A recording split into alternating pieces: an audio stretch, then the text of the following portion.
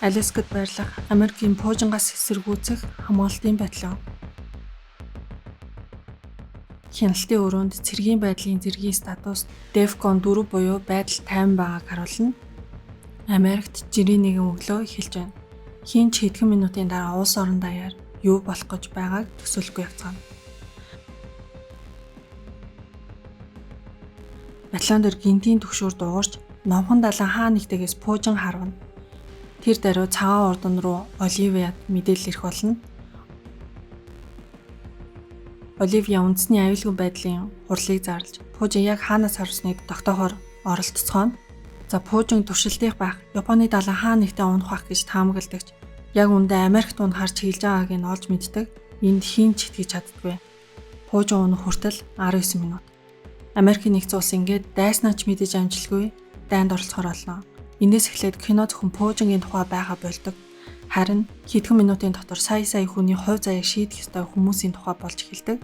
Пуужин эсэргүүцэгч хөөрөх зөвшөөрөл авах бөгөөд энэ үед DEFCON 2 буюу улс орон бүхэлдээ дайны өмнөх хамгийн өндөр түвшний бэлэн байдал шилжнэ. Энэ бол Америкийн түүхэнд ердөө 2хан удаа зарлагдаж байсан хамгийн өндөр түвшний бэлэн байдал бөгөөд энд байгаа хүмүүсийн ихэнх нь ийм нөхцөл байдлыг амьдралдаа анх удаа харж байгаа гэсэн үг юм.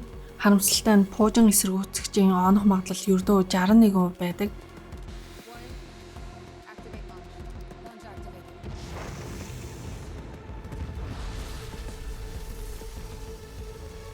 Джейкүнийг бид нар сумыг сумаар онох гэж байна гэж тайлбарладаг. $50 тэрбум зарцуулсан зэвсгийн найдвар ийм баг байгаад тэд итгэж чаддгүй.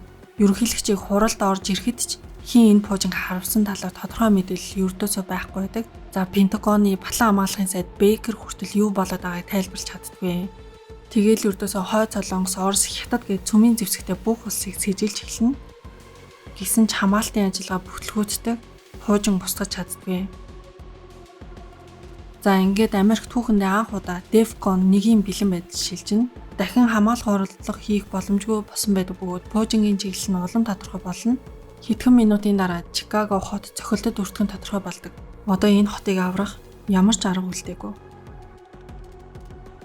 Бейкерийн хувьд энэ мөч хамгийн хүнд туснаа. Учир нь түүний охин Чикагод амьдардаг. Тэр охиноо авчрахыг оролддогч охин ааваасаа зай барихыг хүсдэг. Ингээд хайртай хүнээ аварч чадахгүйгээ ойлгосон Бейкер эцэст нь амиа орлоно. За энэ үед бол дэлхий бүхэлдээ хөдөлж эхэлдэг. Хойд Солонгос хамгийн их сэжиглэгдэнэ. Орос харин холбоо барьдаг. За Хятад болон бусад цөмийн гүрнүүд ч өөрсдийн бэлэн байдлаа нэмэгдүүлж эхэлдэг.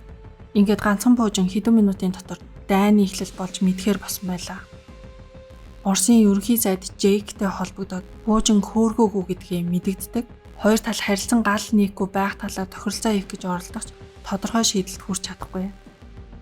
За одоо ингээд цагаан ордонд нэг л асуудал уулам томорсоор байна.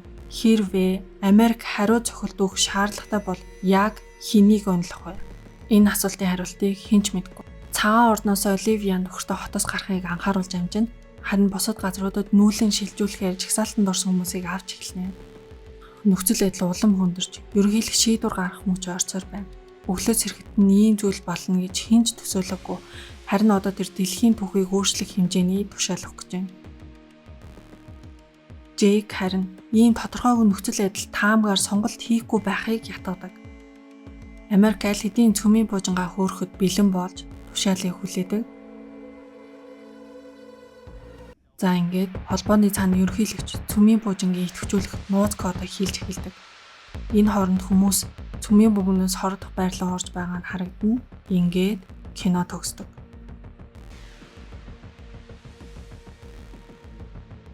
Тухайн үед энэ киноны төгсгөл бол хүмүүсийг үнэхээр байд суулгаж чадсан.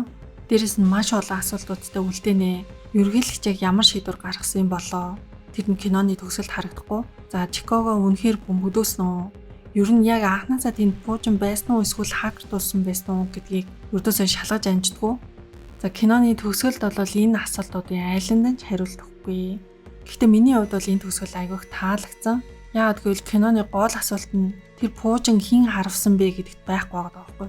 Харин хэрвээ ийм нөхцөл байдал яг үүсэх юм бол шийдвэр яг яаж гарах вэ гэдэгт л одоо гол киноны зангилаанд байгаа болов уу гэж бодсон. За магадгүй динамит байшин яг энэ асуултыг л үзэгчдэд үлдээхийг хүссэн баг. Хэрвээ та энэ нөхцөлд байсан бол ямар шийдвэр гаргах байсан бэ? Өөрөөсөө нэг асуугаад үзээрэй.